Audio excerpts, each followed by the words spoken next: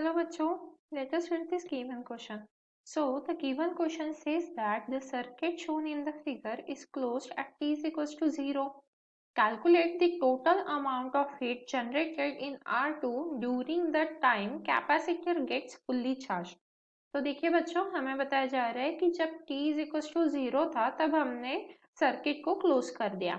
अब हमें जो R2 रजिस्टर है, मतलब ये जो रजिस्टर है, इसके अक्रॉस हीट जनरेट कितनी हो रही है वो कैलकुलेट करनी है।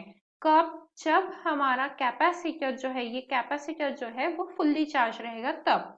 तो देखिए, सबसे पहले अगर हम करंट की बात करें जो कैपेसिटर के अक्रॉस होता है, तो उसकी इक्वेशन क्या होती है? I is equal to I naught e raise to the power minus t by R C होता है, राइट।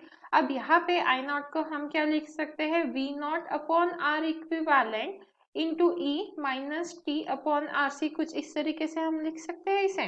अब देखिए आगे, अब क्या होगा? आर इक्विवेलेंट देखो, आर इक्विवेलेंट अगर हम कैलकुलेट करते हैं तो ये दोनों पैरेलल में है एंड देन ये सीरीज में है, तो आर इक्विवेलेंट क्या आ जाएगा यहाँ पे? 2 into two upon 2 plus 2, right. तो और प्लस 2 ओम्स आ जाएगा यहाँ पे, तो यहाँ से आर इक्विवेलेंट हमारा आ जाता है 3 ओम्स, राइट। तो ये आ गई आर इक्विवेलेंट की वैल्यू।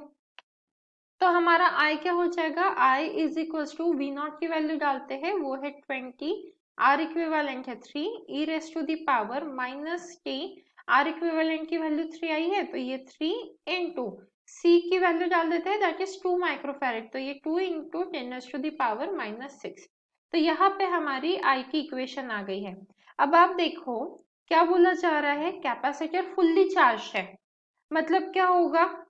जो भी करंट आएगा वो यहाँ पे रहेगा I, ठीक है। अब क्योंकि ये दोनों पैरेलल में है I, तो यहाँ पे क्या हो जाएगा? ये पैरेलल में है तो I डिस्ट्रीब्यूट हो जाएगा।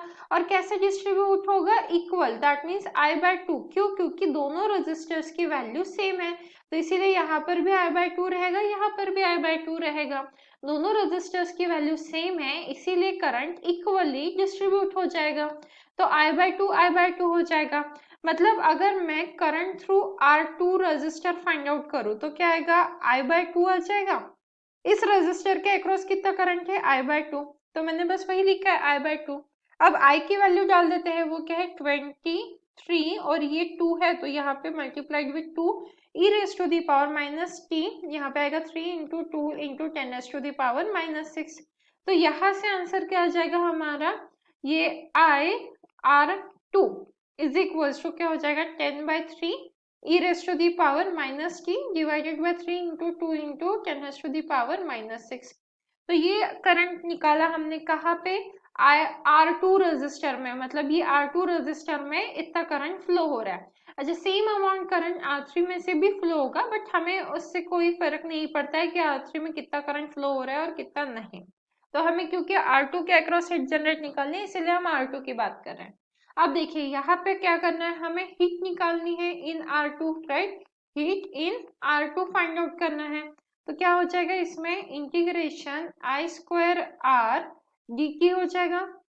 अब I की वैल्यू डालनी पड़ेगी, सो इंटीग्रेशन, और क्या है? कैपेसिटर फुल्ली चार्ज बोला है, मतलब टाइम क्या रहेगा? 0 से इंफिनिटी, तभी तो कैपेसिटर फुल्ली चार्ज है, क्योंकि देखो during the time capacitor gets fully charge. तो इस लाइन का मीनिंग हमें लिमिट्स बताना था कि लिमिट 0 से इंफिनिटी है। अब I की वैल्यू डाल देंगे, तो ये 10 by 3 e raise to the power minus t by 3 into 2 into 10 raise to the power minus 6, और इसका स्क्वायर आएगा, ठीक है। और R की वैल्यू मल्टीप्लाई हो जाएंगी, तो R की वैल्यू क्या है? 2, और ये हो गया dt, ठीक है। तो यहाँ से अब हम क्या करेंगे? हीट निकालेंगे, तो हीट क्या क्या आ जाएगा यहाँ पे?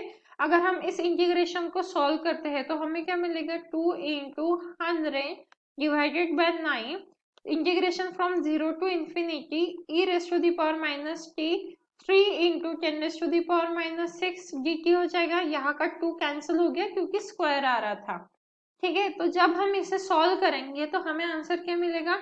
200 बाय 3 माइक्रो जूल्स। तो यहाँ से हमें हीट मिल जाती है थ्रू दी R2 रजिस्टर, और वो ऑप्शन ए से मैच करती है, that is 200 by 3 micro joules. So final answer is option A.